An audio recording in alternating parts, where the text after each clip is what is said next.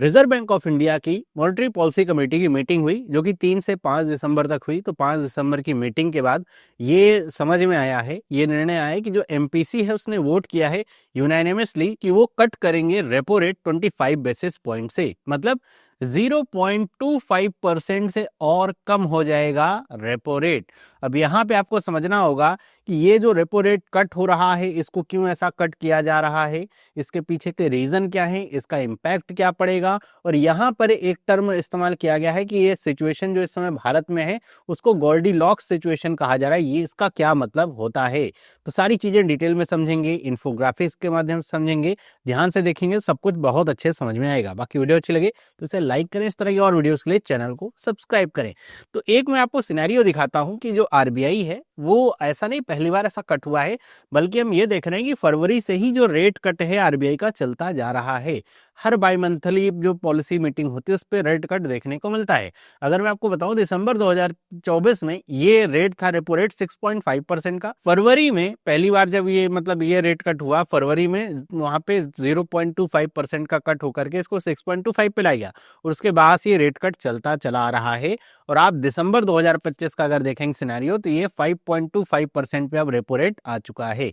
मतलब आप देखिए कि 125 बेसिस पॉइंट की कटौती हो चुकी है, या फिर परसेंटेज में कहें तो 1.25% की कटौती हो चुकी है रेपो रेट में। अब ये जो कटौती है ये करी जा रही है ताकि इंडिया में जो बहुत सारी जो इकोनॉमिक सिचुएशंस पैदा हो रही हैं, कुछ ग्लोबल अनसर्टेनिटीज की वजह से और कुछ भारत की अपनी जो प्लानिंग है उनको सपोर्ट किया जा सके। अगर हम बात करें यहाँ पे जो की पॉलिसी रेट्स हैं इस नए चेंज के बाद क्या रहेगा, तो रेपो रेट पहले 5.5% था जो अब 5.25% हो गया है।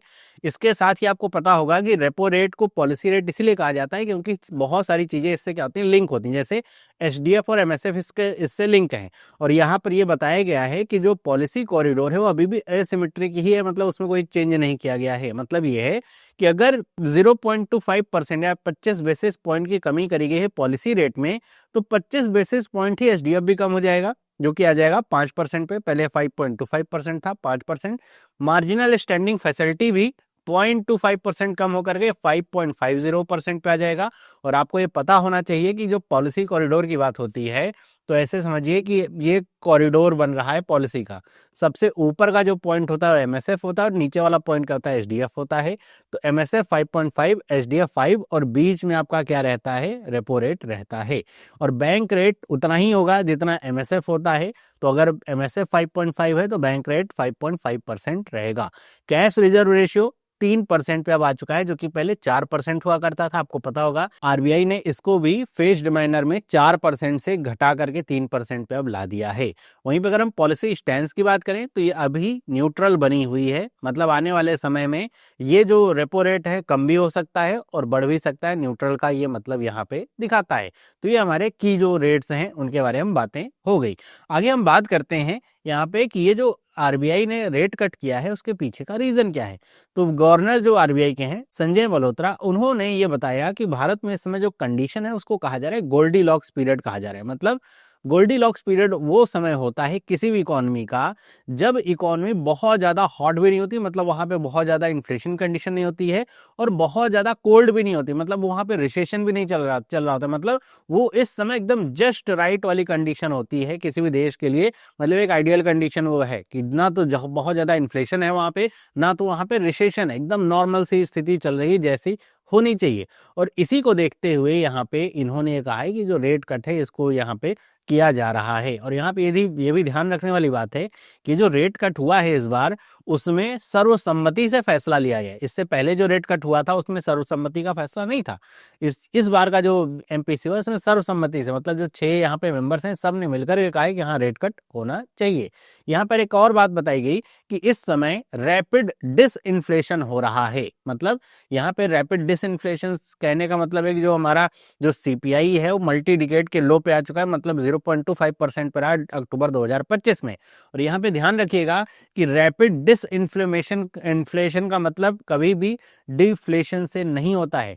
डिसइन्फ्लेशन और डिफ्लेशन दो अलग अलग टर्म है। इनका मतलब ऐसे समझिए कि अगर मैं बात करूंगा डिसइन्फ्लेशन की तो इसका मतलब यह है कि वस्तुओं की कीमतें बढ़ रही हैं लेकिन वो जो बढ़ने की रफ्तार है वो बहुत ज्यादा क्या है, स्लो है। मतलब हमारी जो इंक्रीज है प्राइसेस की ग्रोथ हो रही है, लेकिन वो बहुत धीरे धीरे। जैसे समझिए कि अगर किसी चीज की प्राइस 100 रुपए है तो जा करके 105 हो जाएगी, 105 से 107 हो जाएगी, मतलब धीरे धीरे होगी। ऐसा नहीं होगा कि कोई वस्तु जो 100 रुपए की है कुछ दिनों के बाद वो 120 रुपए की हो जाए, है ना, उसके कुछ दिनों के बाद 160 रुपए की हो जाए, ऐसा नहीं होगा। डिसइंफ्लेशन में धीरे धीरे कीमतें बढ़ती हैं, मतलब राइज होगा लेकिन स्लोअर स्पीड से। वहीं पे जब हम डिफ्लेशन की बात करते हैं, मतलब मुद्रा अस्फीति की बात करते हैं, तो वहां पर प्राइसेस घटती हैं, बढ़ती नहीं है। मतलब अगर कोई चीज 100 रुपए की होगी तो 99 की हो जाएगी, 98 की हो जाएगी, 90 की हो जाएगी, ऐसे कंडीशन होती है। तो वहां पर जो प्राइस होती है एक्चुअल में फॉल करती है। यहाँ पर प्राइस बढ़ती है लेकिन उसके बढ़ने की रफ्तार क्या होती है, बहुत धीरे होती है। ये दोनों में डिफरेंस है। तो आरबीआई के गवर्नर ने कहा कि भारत में इस समय जो स्थिति है वो रैपिड डिसइंफ्लेशन की चल रही है। मतलब बहुत तेज गति से डिसइंफ्लेशन हो रहा है कि जो वस्तुएं हैं उनकी कीमतें बढ़ तो रही हैं लेकिन बहुत ज्यादा तेजी से नहीं बढ़ रही हैं। तो इस वजह से भी यहाँ पे आरबीआई ने कहा रेट कट करना पड़ा है। फिर अगर हम बात करें तो इन्होंने कहा कि जो रेजिलिएंट ग्रोथ है वो देखने को मिल रही है इंडिया में। मतलब अगर Q2 की बात करें फाइनेंशियल ईयर 26 की, तो जो जीडीपी है वो 8.2% से बढ़ी है, जिसकी वजह से जो सेंट्रल बैंक है उसको एक पॉलिसी स्पेस मिलता है कि वो बहुत ज्यादा ओवर हीटिंग की वजह से को ध्यान में ना रखते हुए ग्रोथ को सपोर्ट कर सकते हैं। और यहाँ पे कुछ ग्लोबल कॉन्टेक्स्ट भी आता है कि जो ग्लोबल अनसर्टेनिटी अभी तक चल रही है, भारत यूएसए के बीच में अभी तक ट्रेड डील फाइनल नहीं हुई है, तो उसके होने के बावजूद भी जो हमारे डोमेस्टिक ड्राइवर्स हैं, भारत बहुत बड़ा मार्केट है कंजम्पशन इन्वेस्टमेंट के हिसाब से देखा जाए, तो वो बहुत ज़्यादा स्ट्रांग है कि इस तरह का जो रेट कट है उसको, मतलब चाह रहे हैं कि इस तरह का रेट कट हो, थोड़ा और ग्रोथ इंडिया में देखने को मिले।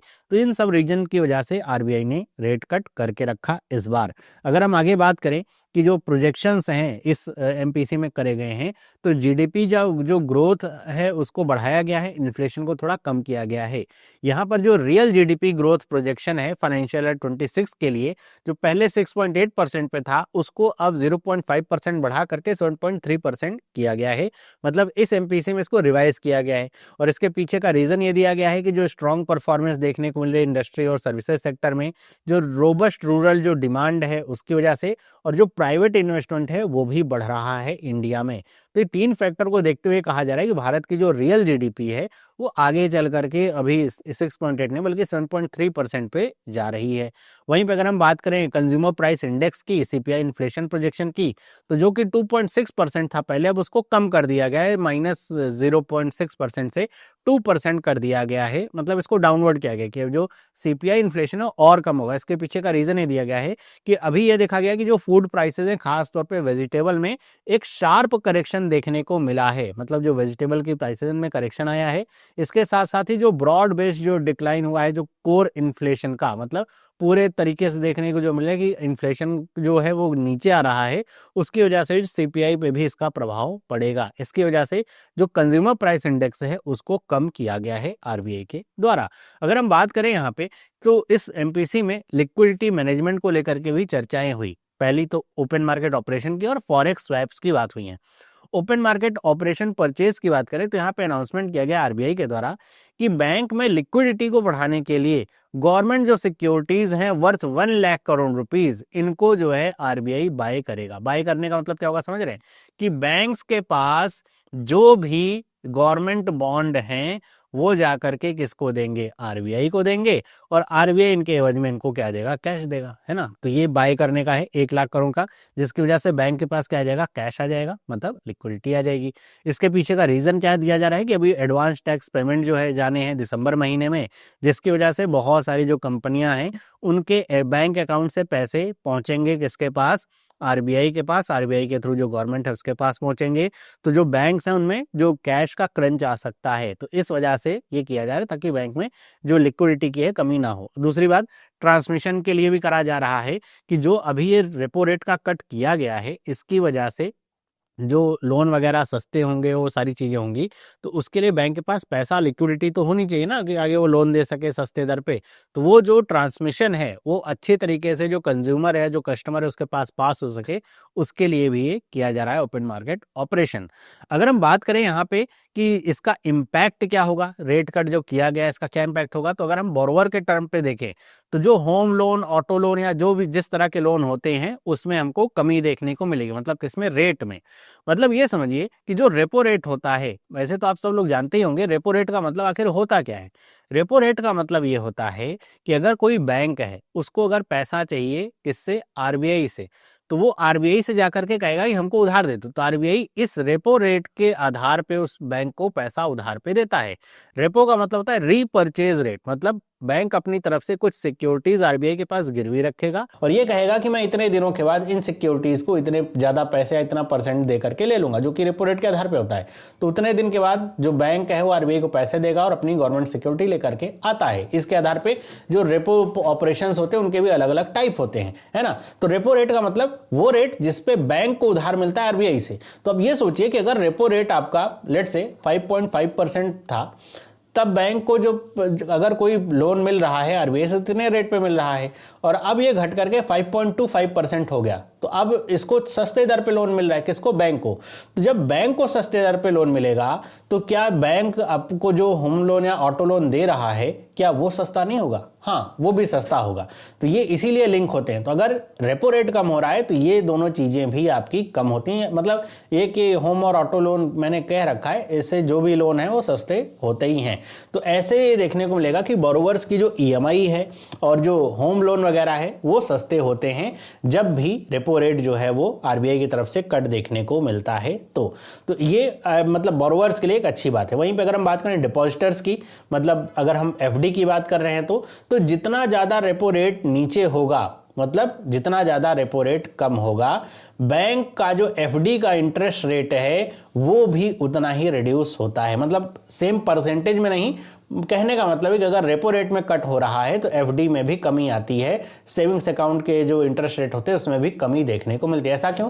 क्योंकि अगर बैंकों को जाहिर सी बात है थोड़ा सस्ते दर पे उपलब्ध है कि वो आरबीआई से जाकर के 5.25% पे पैसा उधार ले सकते हैं, तो उनको एफडी पे उतना पैसा देने की आपको क्या जरूरत पड़ती है, ऐसा बैंक सोचते हैं, है ना। मतलब अगर वो कहें कि नहीं हमको तो 5.25% से आरबीआई पे लोन मिल रहा है लेकिन हम आपको 8% का एफडी का रेट देंगे, तो ये औचित्य कहीं से बनता नहीं। बैंक भी चाहेंगे कि एफिशिएंट उनका काम चले।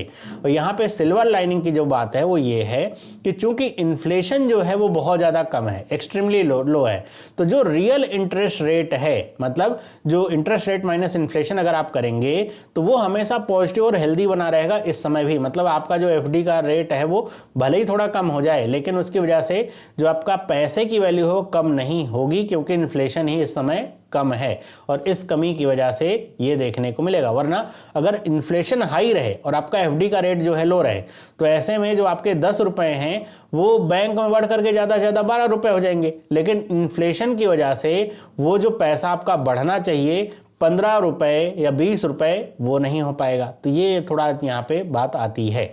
आगे हम बात करें यहाँ पे कि इसका एक इम्पैक्ट पड़ेगा स्टॉक मार्केट और इन्वेस्टमेंट पर भी। ये थोड़ा एक बुलिश सिग्नल देता है। मतलब जब इंटरेस्ट रेट आपका लोअर होगा तो इसकी वजह से जो कॉस्ट ऑफ कैपिटल है वो भी रिड्यूस होगी, मतलब कंपनियों को सस्ते दर पे लोन मिलेंगे तो वो भी आपके रिड्यूस होगी, तो जिसकी वजह से जो कॉर्पोरेट की जो प्रॉफिटेबिलिटी होती है वो जो है बूस्टअप होती है और इसकी वजह से जो स्टॉक प्राइजेज हैं उसमें आपको इजाफा देखने को मिलता है, उसमें इंक्रीज देखने को मिलता है। आज भी अगर आप स्टॉक का एक्सचेंज पे जा करके देखेंगे तो कल की तुलना में आज वो ऊपर ही खुलेंगे और आगे ही बढ़ेंगे इसकी वजह से। वहीं पर अगर हम सेक्टर बूस्ट की बात करें तो जो इंटरेस्ट सेंसिटिव सेक्टर्स होते हैं जैसे रियल एस्टेट, ऑटोमोबाइल्स और इंफ्रास्ट्रक्चर के जो सेक्टर्स होते हैं उनमें सर्ज देखने को मिलता है। क्यों? क्योंकि होम लोन सस्ता हो गया तो ज़्यादा लोग लोन लेना पसंद करते हैं, ऑटो लोन सस्ता होगा तो ज़्यादा लोग जो है गाड़ियाँ लेना पसंद करते हैं, तो उस सेक्टर में सर्ज देखने को मिलता है। अगर हम बात करें यहाँ पे एमपीसी की, एमपीसी का मतलब क्या होता है? Monetary policy committee. इसमें 6 मेंबर्स होते हैं टोटल, 3 आरबीआई के होते हैं और 3 गवर्नमेंट के द्वारा नॉमिनेटेड होते हैं। इसके जो चेयरमैन होते हैं वो आरबीआई का जो भी गवर्नर होगा, इस समय कौन है? संजय मल्होत्रा, तो इसके चेयरमैन है। यहीं से सवाल बनता है कि क्या 6 मेंबर और गवर्नर को मिला के 7 मेंबर्स हो गए क्या? नहीं, ये जो 6 मेंबर हैं या फिर मैं कह दूं 3 मेंबर आरबीआई के, उसमें ये इंक्लूडेड होते हैं। और कभी अगर किसी भी मुद्दे पर वोटिंग होती है और ऐसा समझिए कि 3 लोगों ने एक मुद्दे पे वोट किया, 3 लोगों ने दूसरे मुद्दे पे वोट किया, मतलब हाँ या नहीं अगर अगर मान लीजिए कहा रेट कट करना है कि नहीं, तो 3 लोगों ने कहा यस करना है, 3 लोगों ने कहा नहीं करना है, तो ये वोट क्या हो गया, टाई हो गया। तो ऐसे केस में जो गवर्नर का वोट होता है वो कास्टिंग वोट होता है, डिसाइडिंग वोट होता है, फिर गवर्नर जिस तरफ वोट करेगा वही माना जाएगा। मतलब गवर्नर 2 बार वोट कर सकते हैं जब ऐसी टाई की कंडीशन होती है। और एमपीसी की जो मीटिंग्स होती हैं उसके लिए समय निर्धारित है कि उस साल में कम से कम 4 बार होंगी, इसीलिए इसको बाई मंथली पॉलिसी अपडेट भी कहा जाता है कि हर 2 महीने पे ऐसा होनी है। तो साल में कम से कम 4 बार इनको होना है, वरना ये हर 2 महीने पे होंगी। जैसे अभी दिसंबर में हुई है तो अगली जो एमपीसी होगी वो फरवरी में होगी। तो ये थी पूरी न्यूज। आई होप आपको समझ में आया होगा कि ये जो रेट कट हुआ है इसके पीछे के रीजंस क्या हैं, इसका क्या इंपैक्ट पड़ेगा, और यहाँ पे जो गोल्डीलॉक्स सिचुएशन है, जो रैपिड डिसइंफ्लेशन है, वो सब चीजें क्या होती हैं वो आपको मैंने अच्छे से समझा दिया है। बाकी वीडियो इन्फॉर्मेटिव लगा है तो इसको लाइक करें, इस तरह के और वीडियोस के लिए चैनल को सब्सक्राइब करें। मिलते हैं अगली वीडियो में, सभी लोगों को बाय।